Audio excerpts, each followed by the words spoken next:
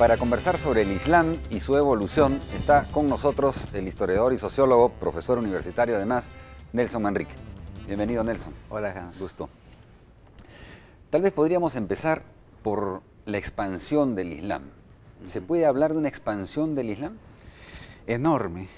Si se ven las cifras después de la Segunda Guerra Mundial, estamos hablando de hace 50 años, eran aproximadamente 500 millones de musulmanes.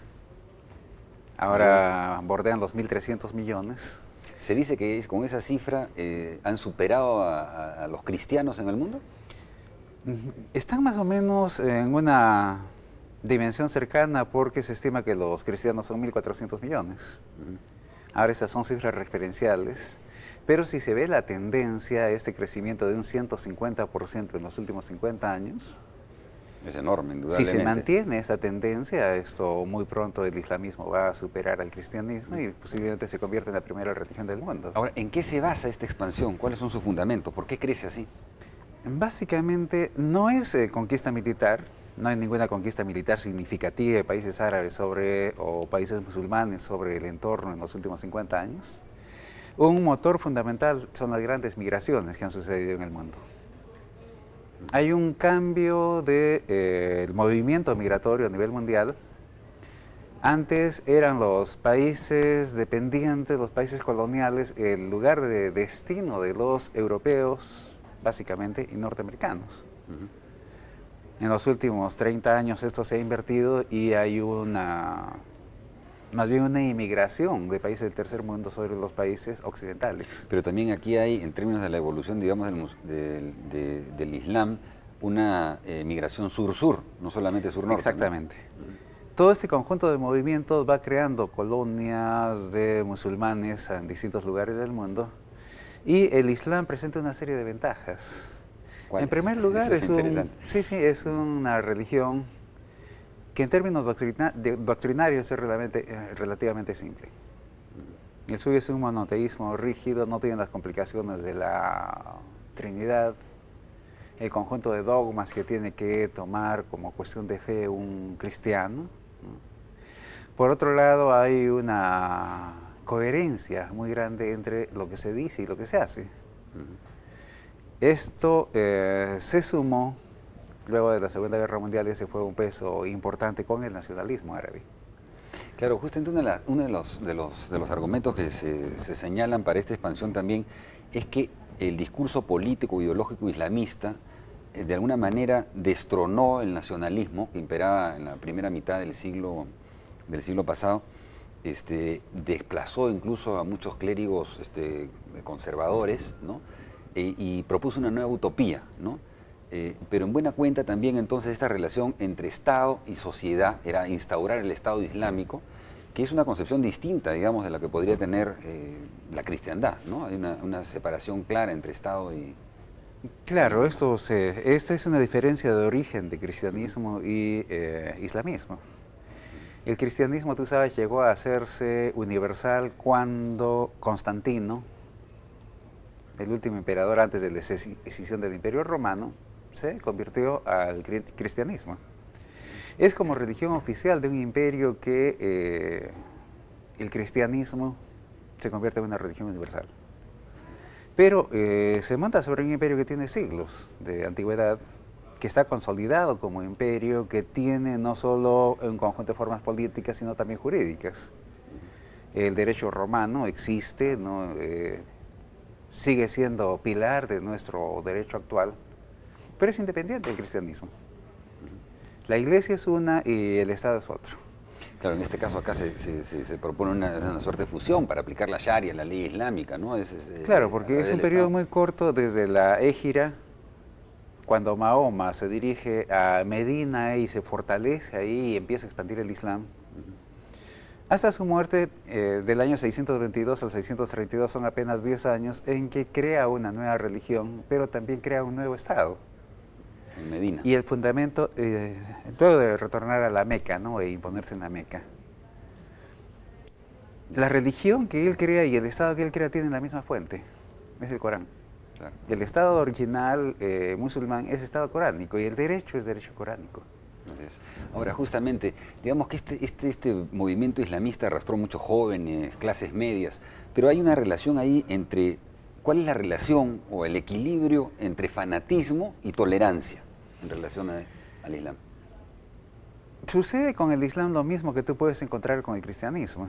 No sé si sabías que los inquisidores justificaban el quemar a los herejes remitiéndose a la Biblia. Hay un párrafo en que, hablando del buen viñador, dice el Señor que el buen viñador arranca los sarmientos secos y los arroja al fuego.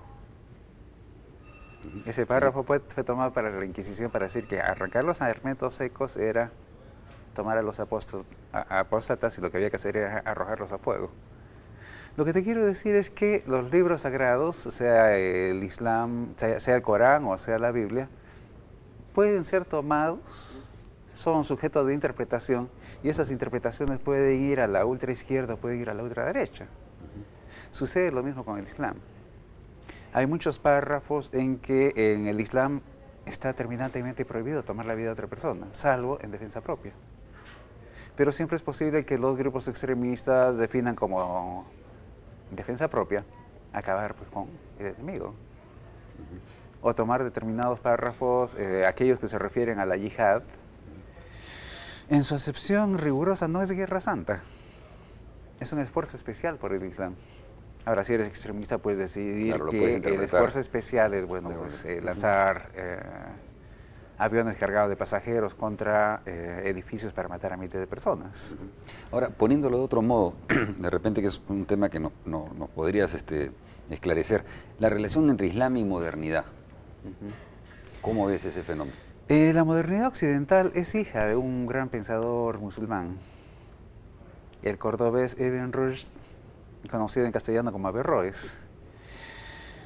Para darte una idea de la importancia de su pensamiento, a él se le conoce en la época medieval, desde el siglo XI, y es cordobés, como te digo, se le conoce como el comentarista. No se necesita decir su nombre, cuando se dice el comentarista es Averroes. Sí. De la misma manera que cuando hablan de el filósofo, están hablando de Aristóteles. Se le conoce porque él es el que introduce el pensamiento aristoteliano, recupera el pensamiento de Aristóteles y lo concilia con el pensamiento de la época.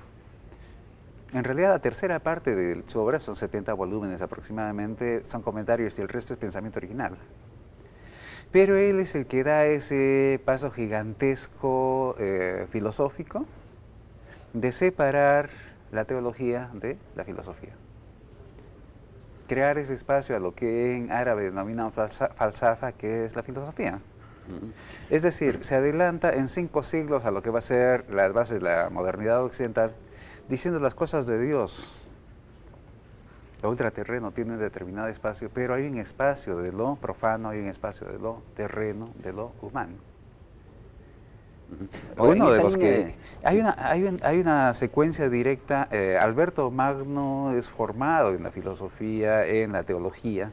Filosofía y teología son la misma cosa en la época de la Escuela de Córdoba, San Alberto Magno, y su discípulo más importante es Tomás de Aquino, que es el que hace la proeza de superar 1000 años de neoplatonismo y darle una base neoaristotélica al pensamiento occidental, Ahora, que es la base para esta separación de iglesia y filosofía. Ok, ahora dime, justamente ese pensamiento occidental del que hablas, ¿cuáles son sus puntos de encuentro o desencuentro más reciente, digamos, con el Islam? Básicamente es una relación de profunda ignorancia, de profunda incomprensión de lo que es el Islam. Y que refuerza, creo, las tendencias más retrógradas, más regresivas, más defensivas del Islam. Hay que pensar por qué, con todo lo que significó el intento de modernización del Shah, de occidentalización, ¿por qué esto provocó semejante movimiento? ¿Y por qué provocó el repliegue a un tipo de religión asociada al Estado? Estoy hablando de los ayatolas profundamente fundamentalistas. Y es que la relación colonial y aquí se mezclan política y religión, ha maltratado profundamente a Oriente. Ya ha convertido al Islam en una bandera de unidad. Hay mil tendencias internas, se matan entre musulmanes, ¿no? Hay que ver qué pasa con los kurdos y los suníes. Claro, hay bueno, una serie de conflictos chiitas, sunitas, ¿no? Exacto, sí, en fin. todo esto. Pero esto convierte al Islam en una bandera de defensa de una identidad contra la agresión occidental. Claro. Bueno, muchas gracias, Nelson. Creo que precisamente esto último que estás diciendo es una lección que debería tratar de aprenderse lo más rápido posible si no queremos que los conflictos, digamos, y que estamos viviendo además, ¿no? Permanezcan por largo tiempo. Te aseguro que la intervención de Estados Unidos en Oriente Medio no va a convertir a un solo musulmán al cristianismo. Pero sí va a reforzar dentro del islamismo las tendencias más duras, más retrógradas y fundamentalistas. Bueno, ojalá que el curso, efectivamente, que sigan los hechos, permitan que no sea así. Bien, gracias otra vez, Nelson. Gracias a ti. Volvemos después de la pausa con más datos y una nota positiva sobre el fenómeno de la discriminación.